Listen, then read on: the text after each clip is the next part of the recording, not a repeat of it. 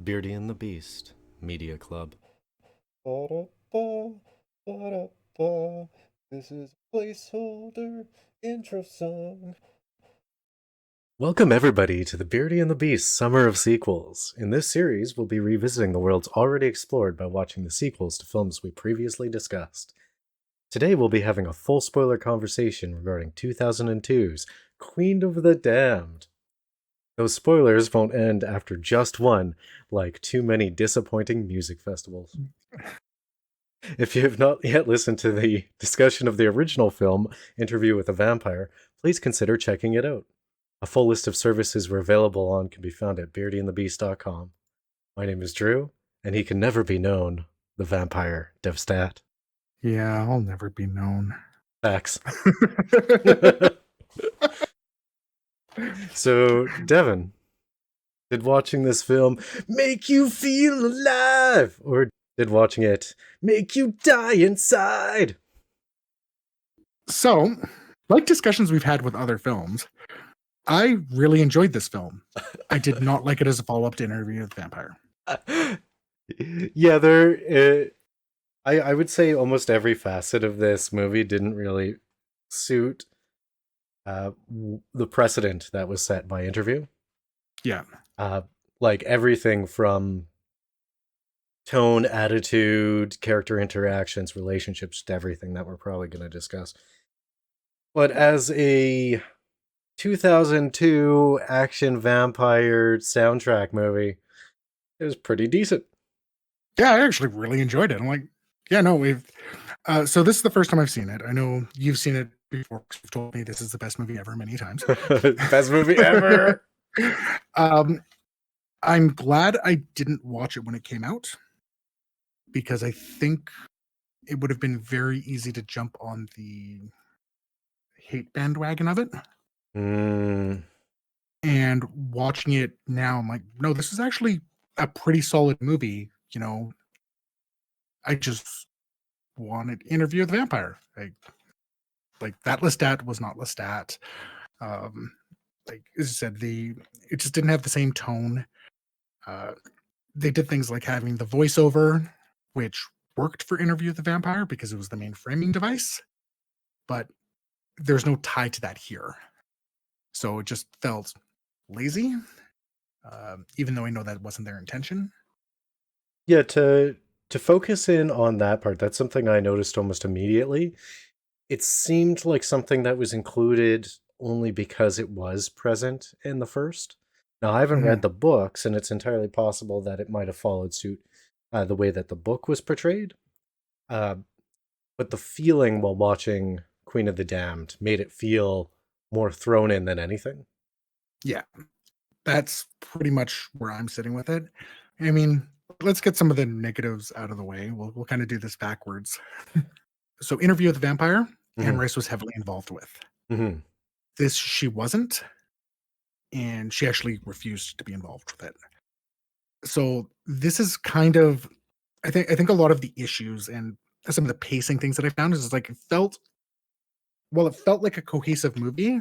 I was left going, I kind of would like to explore these other character sides that we don't really see.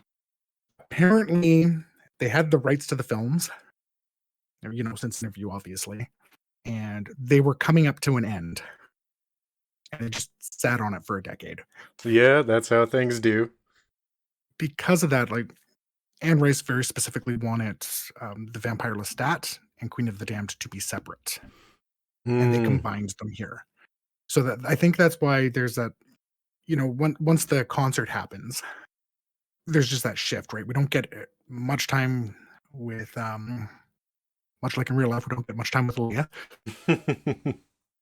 Oh, rest in peace. Yep. And so we didn't get to see those other characters. Like I was really interested in like Jesse's vampire family, but we never got to see anything with it. And well, especially when the entire, like, there's an entire segment of the movie expressing how important it was to protect that lineage.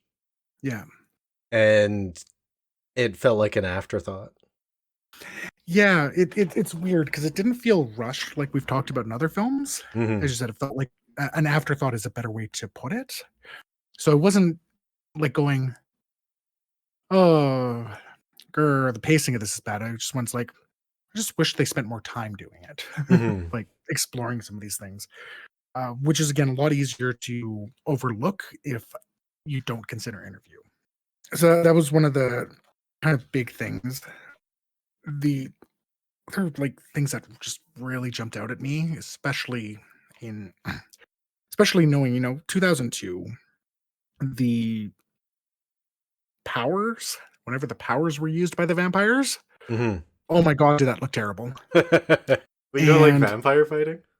oh my god, But they were doing gun fu. It's like kung fu, but with guns. Oh wait, no, that's that not was what the problem is. Equilibrium. That wasn't the problem. It was like that forced motion blur that I'm pretty sure I saw in like, oh, what was that vampire show? Like, I want to say it's like early 90s. There's a vampire show set in like Toronto.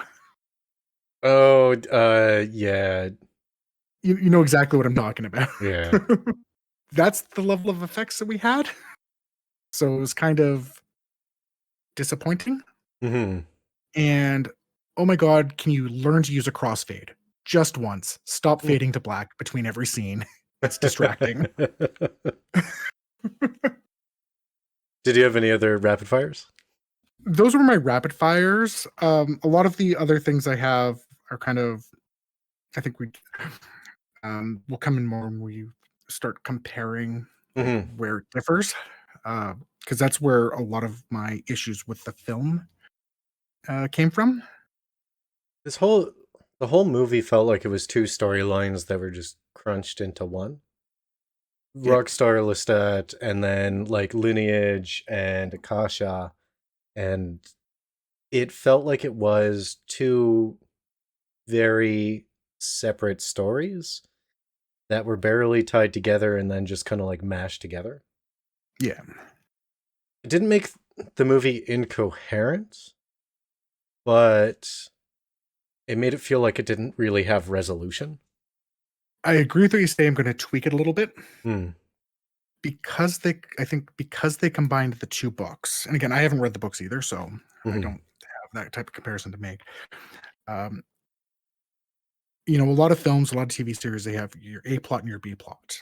Yeah. We've talked about that a lot in Firefly, but they couldn't put either of these as a B plot because they were both the A plot of their respective books, I'm assuming. That makes sense.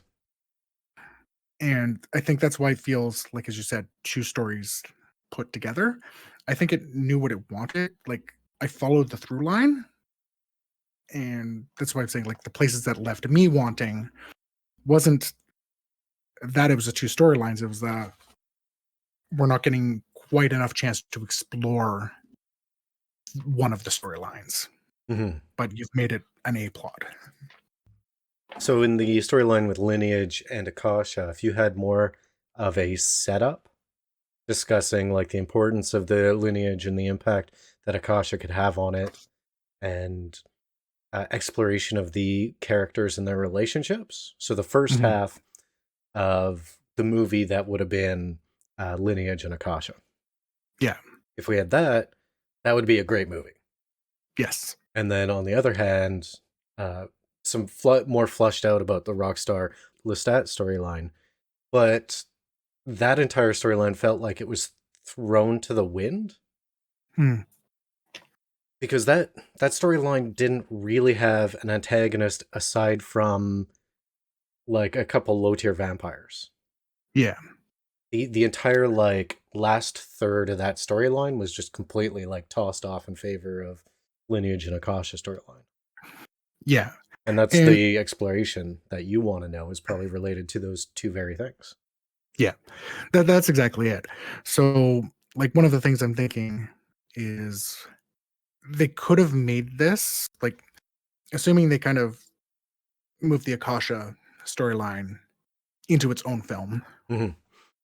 Um, if this was the Vampire Lestat like they wanted, a lot of this stuff would have actually made sense. they could have still had the voiceover narration and such like that. Mhm. Tie it to interview, because what I imagine with it is we're learning about Lestat through that journal. Mhm. And that would have been And a very fun way to explore his character from the perspective of Jesse. yes, But they only had like the one scene and the one series of flashbacks. They weren't exploring Lestat through the journal. yeah, and, And it's you could feel it because, again, the way they paced interview, we're mhm. literally going through his life. Here it's like, okay, well, we've got 10 minutes, let's go. Yeah. But again, it And feels no like it was exploration. like, you know, it wasn't, but it feels like it was just thrown on to match something thematic from interview. Yeah. Uh, which I enjoyed the Lestat in this film. I did enjoy the kind of characters of this. Mhm. Uh, I found, as a character, quite enjoyable. It's like, yeah, sure, I could see a vampire starting a new metal band and Mhm. and coming out because everyone saw Interview with a Vampire and became goths. So no one's going to question the vampires anymore. So I liked that. I thought it was an interesting take. And then on the flip side of that is, again, comparing it to Interview, the character of Lestat felt closer in tone with what they were doing with Louis. I thought the same thing. And yeah. Uh, Like a more like edgy version of Louis. yeah. And that would have fit the rules that were established in Interview better too. Like we Mhm. saw, the vampires don't change. So, you know, you're going for this slumber for 100 years, which obviously very different reasons why you're going for that slumber, Mhm. um, compared to Interview. And it's the pop punk rock that goes, ooh, what's this interesting sound? And it awakens him and it awakens Akasha. It's like not exactly what I expected. The one thing, Mm. that was one thing that they did punctuate uh, and explain more in this that we discovered in our discussion of interview. Marius straight up says, I turned you so I could understand this current iteration of the world. Yes. So it was literally just confirming our theory crafting in the original interview discussion. Yeah, I really liked that. It just didn't hold the same weight, unfortunately, with how they did it in here, because obviously Lestat changed Mhm. and caught up to the modern world. But again, overall, I think it works. It's like, if you're gonna break the masquerade, it's the time to do it. Mhm. Right? It's like, yeah, no one's gonna bat an eye at this. They're gonna think it's gimmick. It's kind of what is going on. And then all of the vampires rush him and use all their vampire powers in the middle of the largest concert in ages. Which was no intro band. No, no, One's there's some Disturbed playing. no, but that because it was playing when they entered the stage, which means they I didn't have. like to think I like to think that was an editing mistake. That And call no, I can back up that being an editing mistake, or a bad editing choice rather. It was diegetic. It was playing. He came in. It just was kind of underneath the conversation and started playing again before it was going. Like afterwards, they they played it in a way that seemed diegetic, and people were rocking out. I do agree that they really should have had just a little bit of distinction there. From my perspective, there was just music playing on a speaker. The band entered, picked up their instruments. There wasn't even like a the vampire Lestat, and then guitar solo, and then start rocking out, play a few songs. No, it was Yeah, literally like they played some tunes, the band came on, played one song, started the next, and then it was Vampire Fight City. yeah, it's true. It was enjoyable. It's just again, I think outside of interview, and I can even say like the whole hiding in the shadows thing being a bit of a tying back to interview Mm, as opposed to being part of this film. It's like they kept mentioning it, but they even though they kept mentioning it, it's clear that wasn't the case. mhm. Um, so it was fine. Like I enjoyed it, other than the god awful motion blur. um, it threw me off so much. I love me some vampire fighting. What are you talking about? Greatest movie ever. Uh, I'll tell you what though. This is how I felt about interview. Like it was informative. Um, these carries Louis, Lestat, Armand, Claudia, they like influenced a generation of alternative minded folk. yeah, Then what's the best way to whereas Jesse, the character of Jesse in Queen of the Damned, was more representative of those who saw Interview with the Vampire, read Interview of the Vampire, and were influenced or touched. hmm, And that's kind of how I feel about Queen of the Damned, as it is a sequel. hmm, Essentially, like, not quite a fanfic, definitely not a hollow recreation, yeah, but it's definitely something that was more about the atmosphere than it was about the character depth and the driving story and the world that they existed in. yeah. I agree with that. It's, I mean, I think some of it is like the timing of it as well, because like this is obviously happening, a decade after like the culture's changed, and I think there's a bit of laziness in the writing. Again, not the skin suit laziness that we've talked about in other films, Mm-hmm. but it's the oh well, we don't need to set up this gothic world anymore. This is a pretty well known thing. We've had the craft, we've had interview. We're seeing this subculture become more prominent, right? Things like even Dracula music 2000. alone. The second greatest movie of all time, I believe you said. um, uh, Come on, come on, my dude. Come on. You don't agree? I remember enjoying Dracula 2000. It could actually be almost worth a rewatch. I don't remember it being good, but I think it was generic, if I remember correctly. Though the rice counting scene was pretty cool. That's really the big thing I remember from that movie. Um, Come on, man. Dracula was Judas the whole time. that's right. Yep. Queen of the Damned felt shallow in comparison to Interview with the Vampire. Yes. And one of the primary reasons why is it seemed more to be trying to follow Jessie and her desires rather than in an interview where everything that made interview great was how these characters related to each other. Mhm. Their incredibly toxic connections towards each other, and that factor that was something beyond family, beyond romance, beyond sexuality, just like the way that all these vampires saw and understood each other. Mhm. And that entire component was missing in Queen of the Damned. It was actually a big thing that I noted on both those parts. The sensuality just was not there. And yeah, just that the love hate wasn't present. Mm-hmm.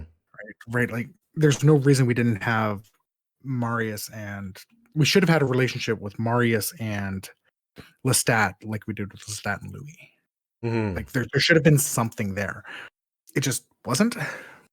Um and Well, I mean, it went directly from Marius, you're my everything, you're my mentor, to you just abandoned me, to like, yeah, we're good now. This other thing's Yeah, happening. it's just, and that's the thing. So it's not like it was a slap in the face to the original. It was just not a concern in this film, Mm-hmm. right? It's again one of these things that is only there because this is a sequel. Because honestly, I didn't mind their relationship. I thought it was good. I think it would have been actually amazing to look at a movie following Jesse completely. And I almost thought they were going to.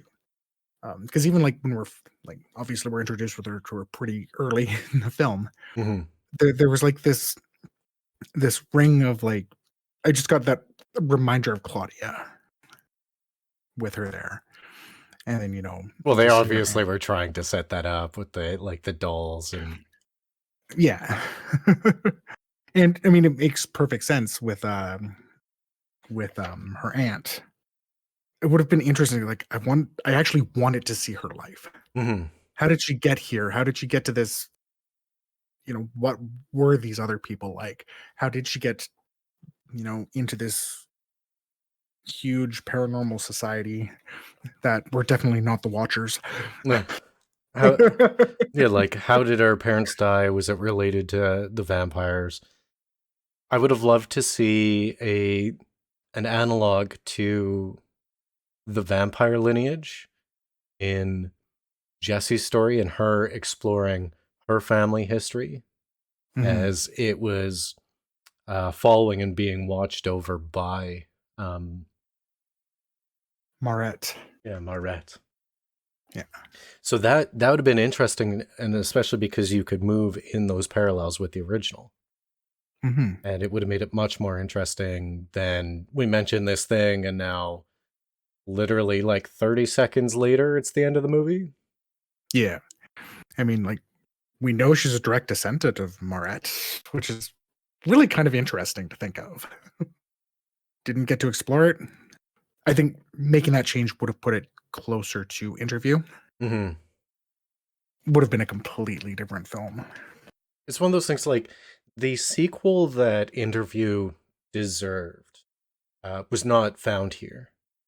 Mm, But this Queen of the Dam's very dated.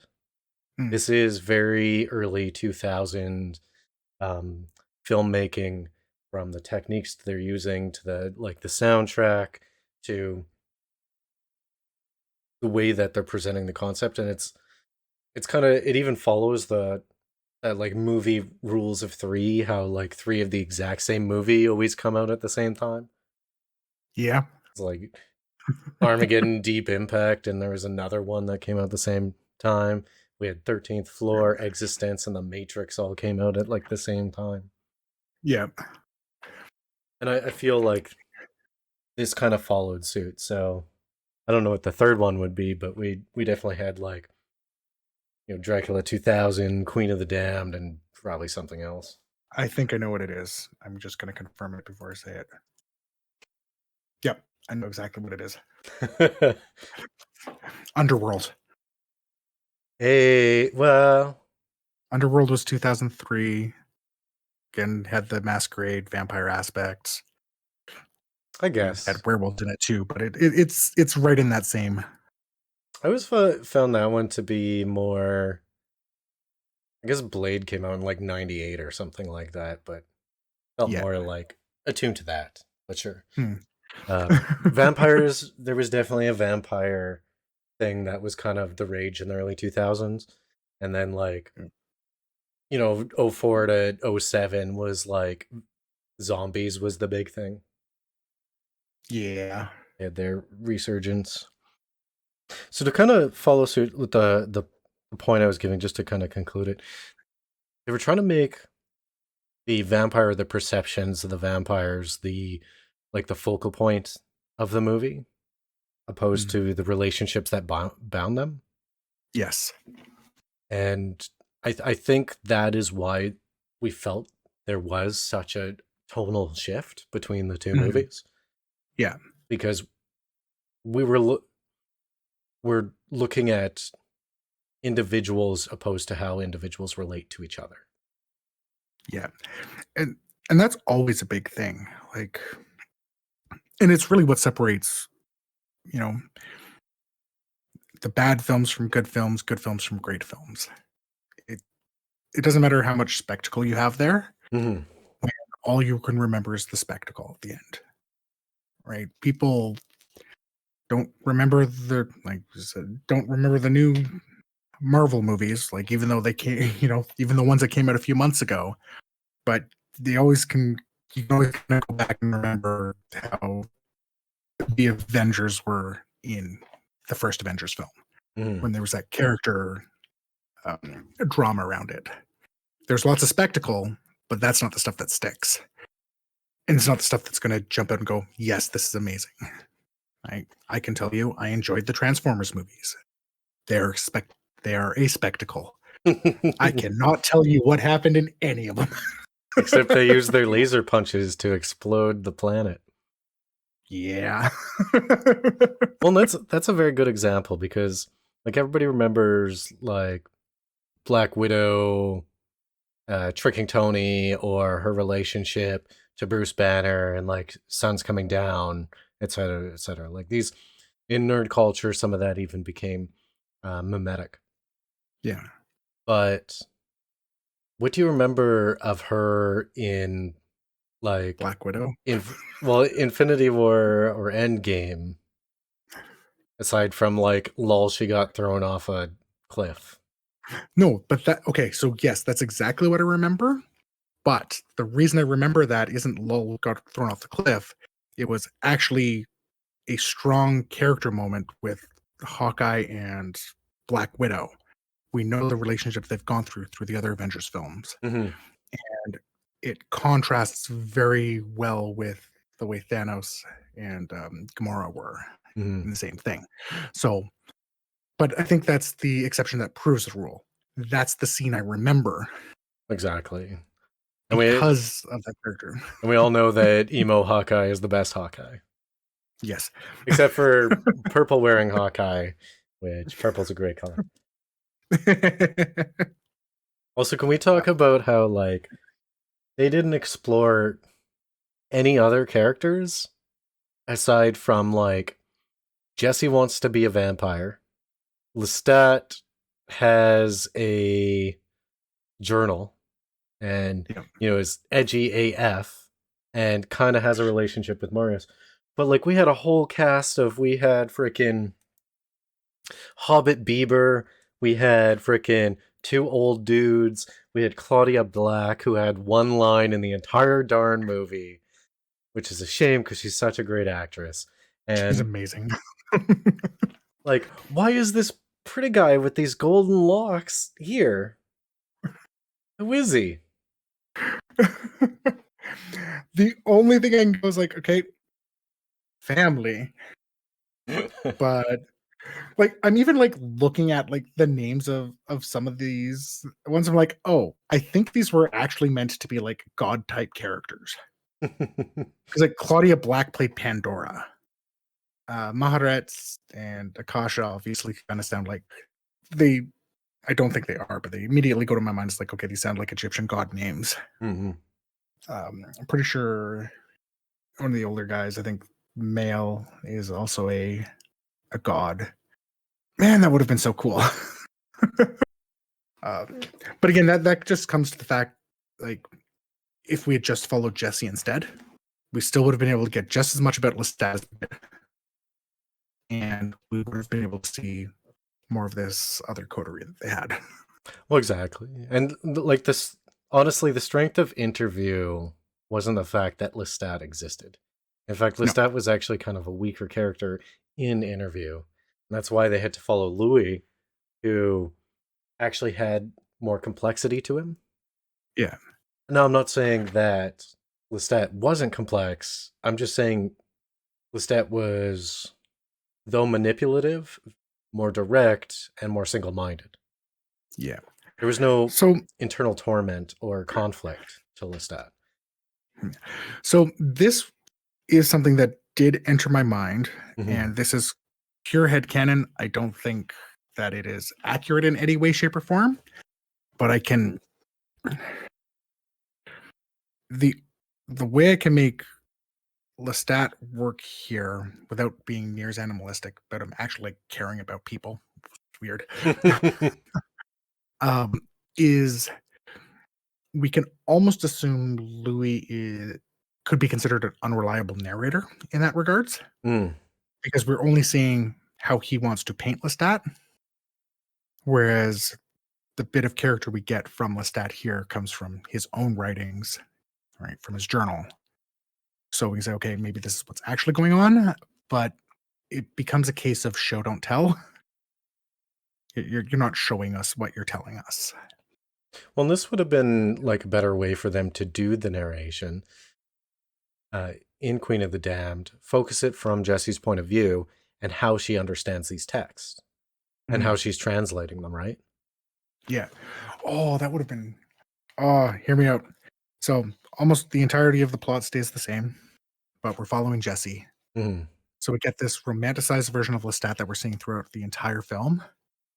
And then we realize that he was Lestat from Interview with the Vampire. That would have been so good. Right? That would have been so good. Like, because you can even, and this is one of the reasons why I got the feeling that Jesse was to represent like all the young women who became enamored with Interview to the point where they're like, "Oh, bite me." It's Yeah. like I'm gonna do a scratch on my breast, and that is gonna be the thing that you're gonna go for, and Yeah. not like the artery. Yeah. The I- like they were directly trying to play into the romanticization of becoming a vampire, but they did it so poorly that if they were to express it more as her character trait, it would have not fallen so flat. Mhm. Well, that's the thing. Like, there's a lot there for her character to be able to do that. Mm. Like, I mean, without following that, I mean, she was literally raised by vampires. This isn't like, even though she might not have realized it, it's not foreign to her. Mm. So, her wanting to experience her legacy, pull that back in. Um, I get that. I get her wanting to become Mm. a vampire, but like, I'm looking at this like she is a terrible match for Lestat. She'd be a great match for Louis. Well, I mean, that's what makes the power of that relationship dynamic so great. So, like, this was explored in so many different vampire movies. Like, it was even explored in Blade Trinity. Yeah. But it was explored in Angel. This whole like, oh heck, even Twilight. Like, I want to be like you, but I can't. No, you disgust me, but I'm infatuated with you. Like this. So, yes, I think it was explored better in those, but I don't think that was quite the exploration they were trying for here. Okay. Because I didn't quite get that same feeling. I really do get it. Not the I'm infatuated. I think it was I want to explore my legacy. Mm. And again, if we'd spent more time with her in the journal, we could see why she had that attachment to Lestat. Because I think that's what they were going for. Like there was a reason for it. I like that they actually. I think that was there in an aspect, but I think they actually attempted to flip it on its head. Mm-hmm. They tried to make Lestat infatuated with her because she was alive and getting that humanity feeling. Again, didn't feel like something that would have Lestat, but it makes sense from his standpoint, and just didn't quite get that exploration. Mm-hmm. Except for the fact that he didn't just kill her, didn't just turn her immediately. Right? It was like literally forced to, which was again, but I can't. Yeah. The Well, this actually brings me to another point that really bugged me, because they made a point to ex- explain the legacy of this family to a degree and try to express why it's important. They didn't do a good job. But Yeah. then none of that factored in to the defeat of Akasha at all. I know it sounds corny, but like maybe it would should have been the blood of this like original family, and it's can empower you so you can combat Akasha or give you the strength to resist her charms, etc. That was, I almost thought they were going to go that way And like it's a bit because, cheese, but I think that's the way. so, all right, this is making me theory craft a bit and just kind of put some of the threads in the film together. I think there's kind of two aspects to it. So one, I get the feeling that Maret and Akasha were actually more like contemporaries. Okay. Like I just had that feeling that they were kind of like, you know, pretty much the originals because they're literally talking about the same times. Like, yeah, you were trying to destroy the world, I wasn't, type thing. Well, it even So I seemed think to didn't they imply that she was made by Akasha? yes, yeah. So like we're talking like clearly they're related. They're both ancients in that regards. Um, you know, obviously Maret found a way to stick in touch with her humanity, which is again felt odd, but that's more in context of interview, not in context of the film. Mhm. Um, so I liked that she did that, and it. I think Lestat he didn't have the same sensuality and bestialness that we had in interview, but I think in a way they were trying to have Jesse Jesse be the reason that he changed, that he decided to switch sides because he was, for whatever reason, torn between the power of Akasha and the humanity of Jesse. We just didn't get quite enough time to explore that. Well, the thing is, they did put that out there. You're definitely correct. The problem is him going with Akasha with an actual intent to follow her for any reason Mhm. is complete opposite of the beginning of the film, where the whole desire is like, I can never be known. Yeah. The whole purpose of come out wherever you are was partially to antagonize the vampires, but it was also to express like, no, come out into the light, walk with the people. And the destruction of the people by this vampire goddess Yeah. is not cohesive to that perspective, right? Yeah, it was an interesting these plot points. Um, I'm just gonna stop saying it because I keep going ignoring interview. um, so the questions that I had at the beginning is like, okay, you're sounding antagonistic when you're going come out wherever you are. So my immediate thoughts are, who are you hunting and why? Mhm. Which kind of got explained, but didn't really. I think that could have just been better served by not by again leaning into the nah, it's cool. Let's just be out in the open. Mhm. Um, which I understand Akasha is drawn to. It makes sense, but for very different reasons. And it actually, so Lestat at the end, uh, attacking Akasha actually makes sense to me. And it reminds me again of places where it was done better. Buffy. Buffy season 2, Spike changes because when Angelus is trying to destroy the world, because I happen to like the world. There's people in it. They're like little happy meals with legs. Facts. Right? So there's that reason there to turn. Like he had that little bit of horror, like he was clearly perturbed by just the trail of bodies. Mhm.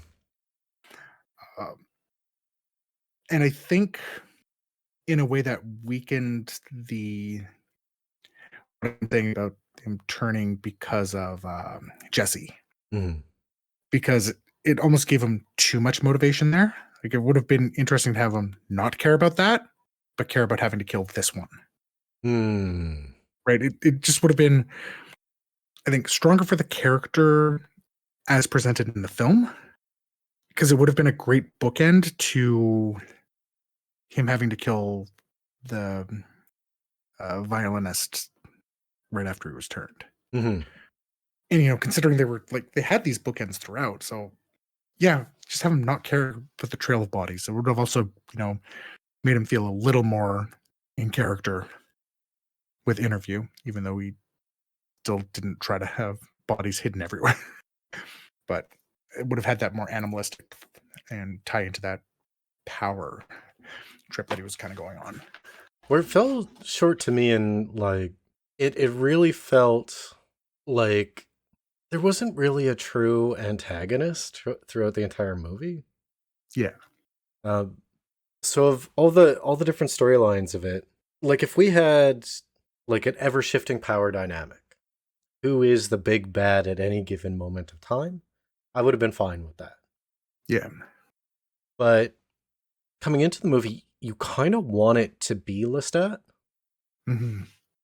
and you kind of like in meta, you want it to be Lestat, Yeah. and you want to explore this world through the eyes of Jesse. But then as you introduce the other characters, like you want Marius to be a second antagonist. Hmm. And then what is it, Maret? Yeah. Maharet. You Yeah. want her to not quite come in as like a protagonist, but definitely on the positive side, like the Jesse side. She's trying to do right, trying to do good. And then we find out because of this ever shifting antagonist, this age has wakened a dark evil, Hmm. or a dark power, I guess you can say. So, like, the entire structure of the movie was very vague, Yeah. which is really far against it. Like, no, no amount of shrill Jonathan Davis whining into a mic is gonna hide the fact that like the plot itself was very loose, and there's no real stakes except for the fact that you go like, oh, this vampire goes, oh, there's a bunch of bodies here, and she's just gonna keep killing people. I think they decided that the film needed to have like a proper antagonist, Mm-hmm. which, as seen with interview, it really doesn't. And again, the strengths that we're talking about this has nothing to do with the antagonist. It's these Well, yeah, they're character developments and such. They're So the only add to those are the antagonism between the characters themselves and the relationships. It's not a bad versus good thing. It's just like this is how they exist. yeah, so I kind of like how you're saying this, the power dynamics. So again, I know in interview we talked about a lot about Vampire the Masquerade, the World of Darkness game. Yeah. So they had the makings for that same thing. So one of the things with Vampire the Masquerade is you actually did have two factions. One that was very much more trying to be keep in touch with their humanity and um, really stick to the masquerade, and you had the other sect which were much more villainous. Um, they would be the antagonistic type and Hmm. um, wouldn't mind so much causing some just death and destruction. And again, this is a slight rewrite that just kind of expands on what we see. So you have those two factions. You have like Lestat on one faction, Maharet on the other type faction, Hmm. right? We see, you know, or even Marius and Maharet being on other sides, and Lestat kind of going between them or whatever, and have something like that conflict and the blood type being spilled around stuff like that is what actually awakens Akasha. I think the the one who should have killed Akasha should have been Jesse. I like it up. I actually no mind's like, okay, yeah, sure. Lestat goes, drains Jesse, and let's even have him stay that antagonistic, right? So now we're dealing with the king and the damned. Hmm. And it gets to a point where, oh, this would have been such a fantastic bookend again. They have Maharet basically pinned and just watching this destruction happen, Mhm. right? So they think they've got the upper hand, and she goes and gives Jesse that taste of blood that she tried when she was a kid. Yeah, so I really wanted that to get factored in. Like, that's what I thought was going to happen.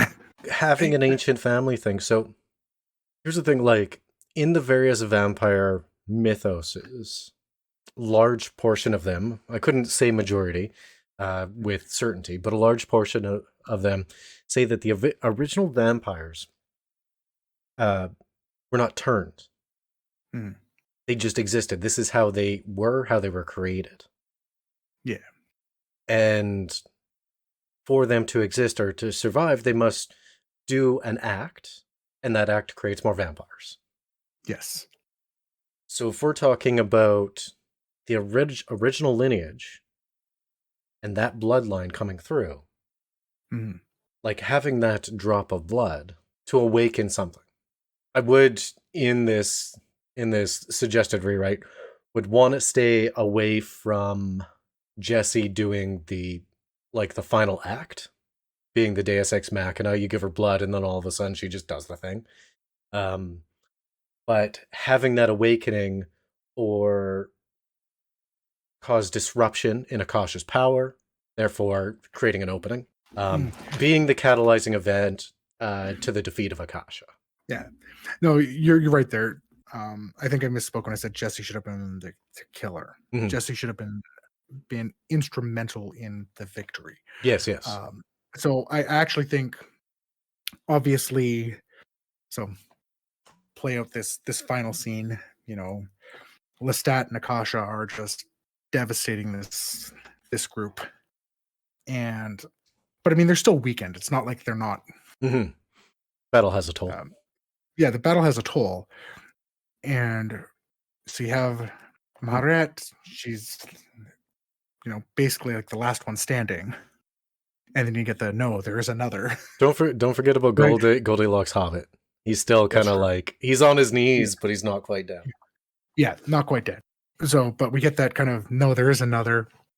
She turns Jesse. Mm.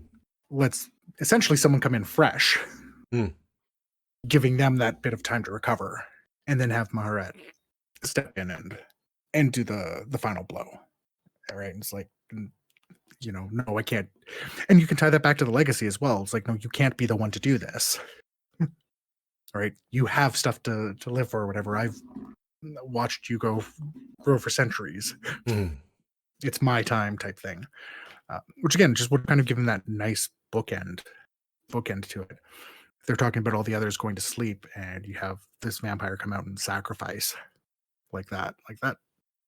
I think that could have been a pretty powerful twist. And it's a minor change. Just kind of would have tied the A plot and B plot together better. Yeah, I agree. Yeah. I just a lot of where it kind of falls short for me is just straight up Lestat's motivations, because they're so all over the place, and like just a treasure chest tattoo of random things. Yeah. Again, follow Jesse. Even keep this character still mostly the same. It honestly fixes most of it. And again, I don't think it actually needs to change much of the film. Just that slight shift in focus. Was it Armand? Was that supposed to be Armand? Like a different Armand? Yeah, because they just it's the same character though. Wait, there's Armand in interview, and then was Goldilocks of it Armand? Maybe. No, they didn't say any of their names. I didn't realize they had names until I was looking at the I was sitting there and I was like, is this supposed to be Louis? Like, what is this? Yeah. So I guess as a sequel.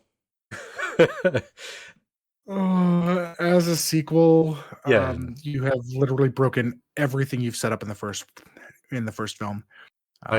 You have all of a sudden vampires being able to set other vampires on fire with their thoughts. You obviously don't care about the masquerade near as much as you did, though. Again, Or Lestat, pretended to seem. yeah, like Lestat doing what he did was no different than the vampire troupe in Mhm. Interview. Like, I thought it was fine in that regards.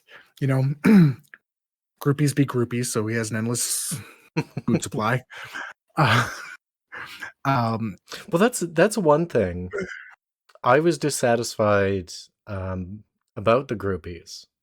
hmm, It seemed to me that the way that they express the vampires in Interview with the Vampire, it wouldn't be just um like the young lasses that would be yeah, brought in. yeah, I'd expect a dude or two. yeah. I'm not saying it's movie breaking, but it was just like it was a weird choice. But I guess they were Agreed. kind of iffy about that still in the early 2000s. Well, I mean, they did play with an interview somewhat. Like, I mean, let's face it, there was tension between Lestat and Louis. I'm I pretty sure we still talked about that. I still maintain that transcends romance Oh, I agree.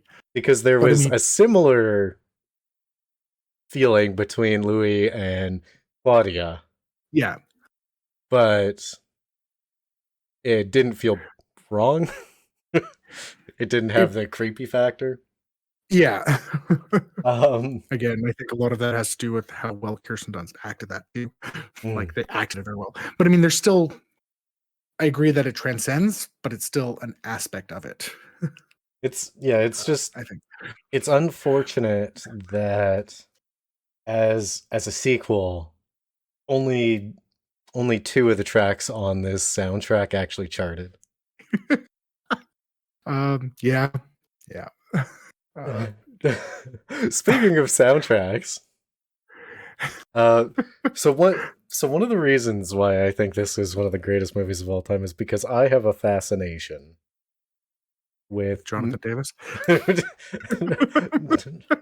not really like honestly my problem with Jonathan Davis is like a lot of his stuff is heartfelt, but like the vast majority of his music is just him whining about how they called him gay in high school.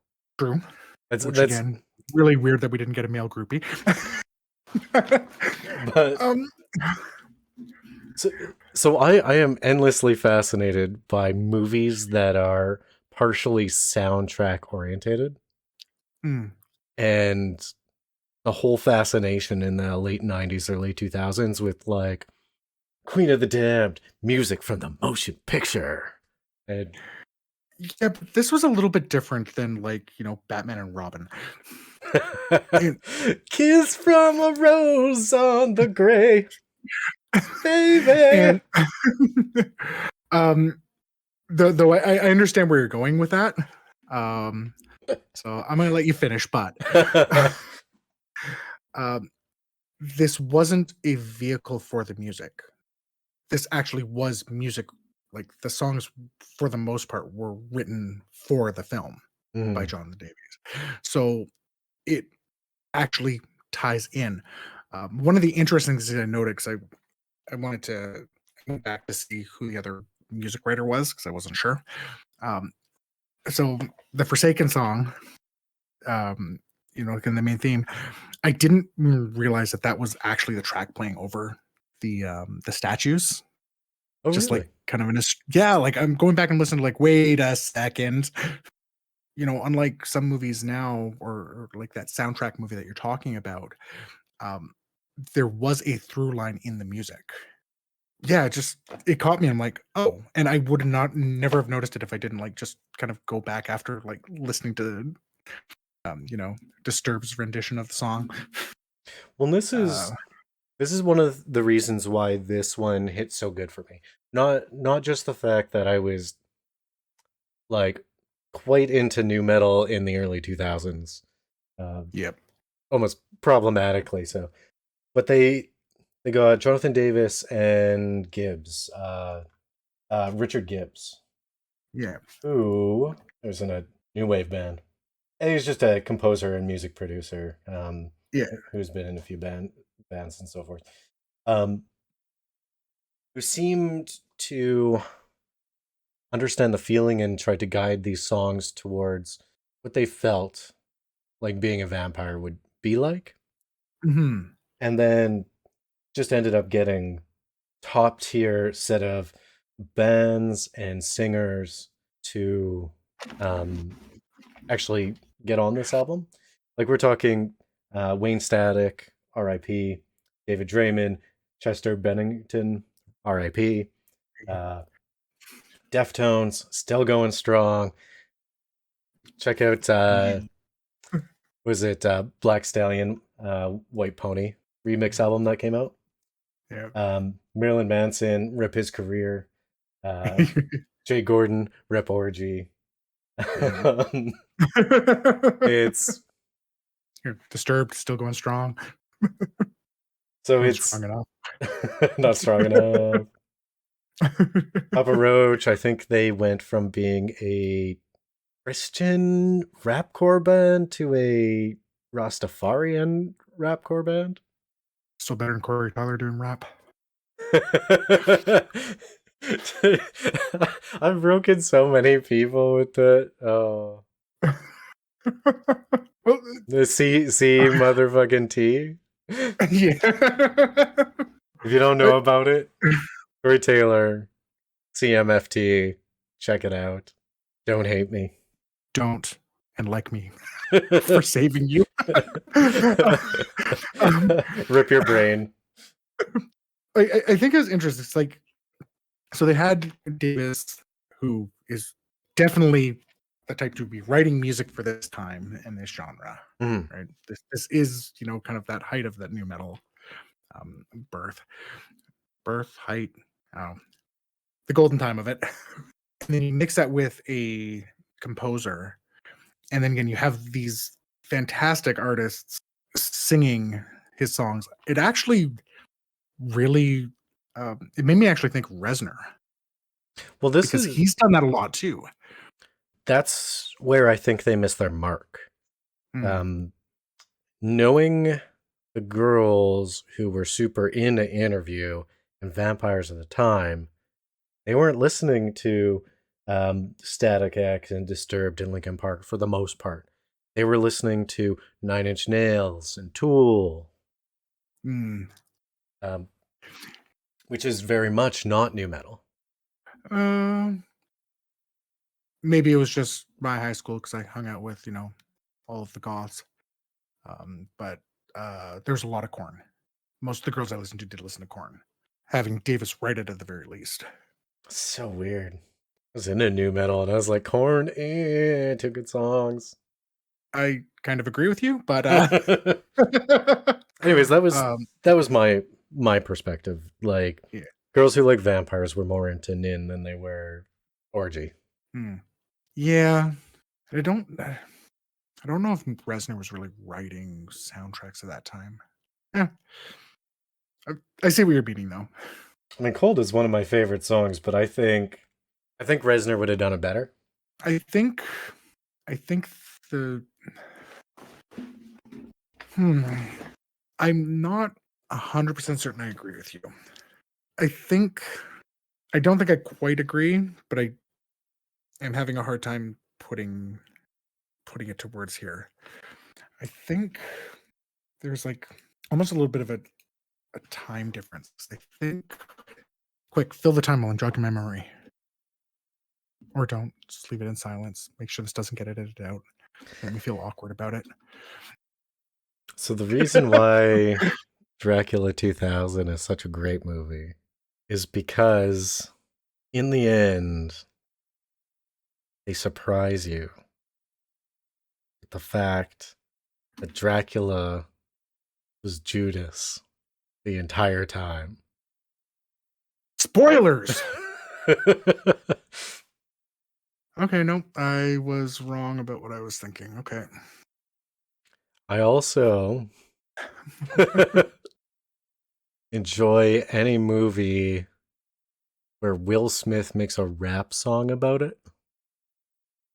I think it is a net positive to the movie itself. Men in Black, that's a wonderful movie. Wild Wild West, terrific movie. Independence Day. I mean, Will Smith wrote the Star Spangled Banner, didn't he? Great Obviously. movie. um, so I had to check this out because I wasn't actually sure.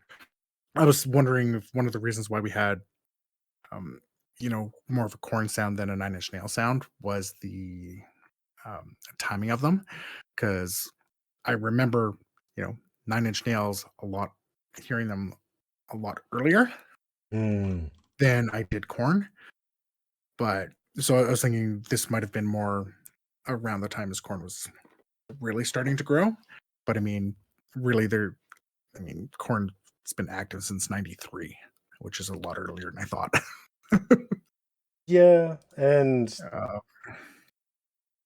that's the thing. Like everybody kind of focuses on like Pretty Hate Machine or Broken and that sort of stuff. Like a lot of the early stuff.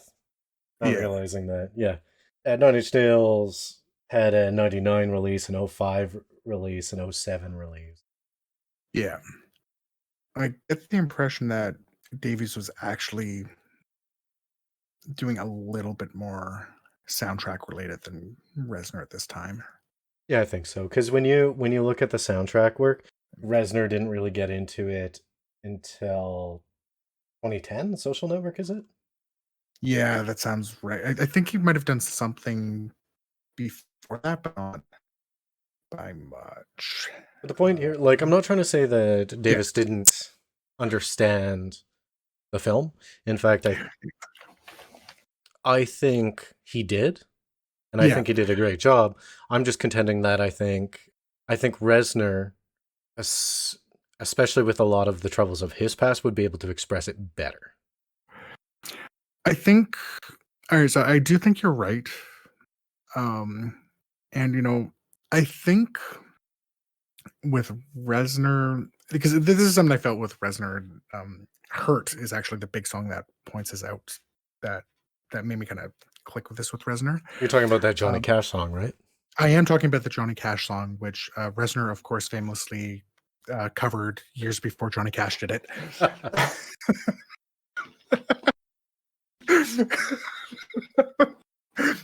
He heard Johnny Cash sing it, had to go back in time, beat himself up, and make a cover of it. Um, but there was always such a big tone sound with Hurt. It's like I felt Reznor, and I'm using this song specifically. I felt Hurt didn't have a. It felt almost too ambiguous with Reznor, and I mean, part of this is, of course, Johnny Cash's amazing version of it, where it became very personal. Oh, I got it. All right.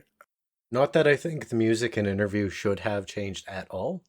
In Mhm. fact, I think Interview's music was perfect for Interview. But if Agreed. it were to have a contemporary soundtrack, is that right? Yeah. Reznor would have been the right choice. And then following suit in Queen of the Damned, Davis would be the right choice. Yes. That's where I'm trying to go with it. Thank you. Hey! I knew we'd get there. Just took a little bit. Jonathan Davis was Judas the whole time! Oh, should we just start giving spoiler warnings for all movies ever whenever we start doing these? Have we done another Aliyah movie? Nope, we have it on the list. Or is it just because we talk about Aliyah more than any other person, including Marky Mark? Talk about Marky Mark a lot. We talk about there's a few we talk about a lot. Marky Mark. Oh, why is my brain going dead? Optimus Prime. We've watched so many movies with her. Judas. Twilight Girl, who's actually a wonderful actress, and people shouldn't look down Yeah, on we her. did bring up we do talk about Kristen Stewart a lot. Oh my god, I hate myself so much for now. Which movie? Requiem. Why can I not remember her name? Are you Oh are you my talking god. about are you talking about Jamie's Love?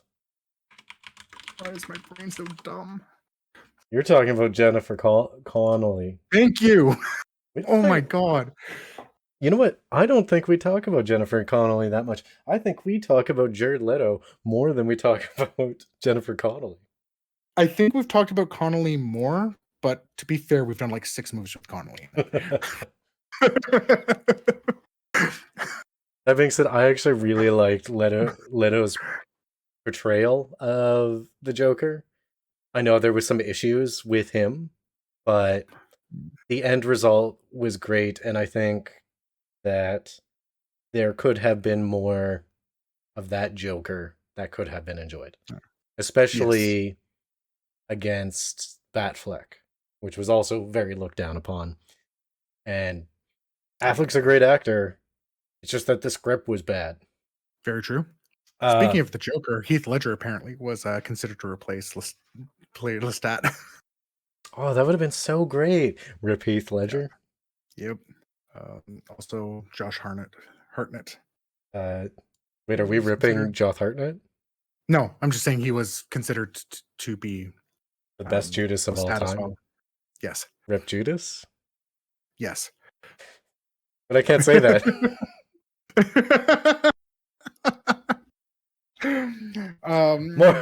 Moral of the story, Queen of the Damned, one of the greatest movies of all time. Yeah, I honestly really enjoyed it. Just watch it as its own thing. Forget its connections to Interview. Sure, his name is Lestat, but that's just because they forgot to come up with an original name and just put his name as a place filler. Well, what I can say is Queen of the Damned is closer to Interview of the Vampire than Soldier was to the movie that cannot be named. Or The Craft was to The Craft Legacy. The Craft Legacy was Heath Ledger the whole time? No, that would have been entertaining.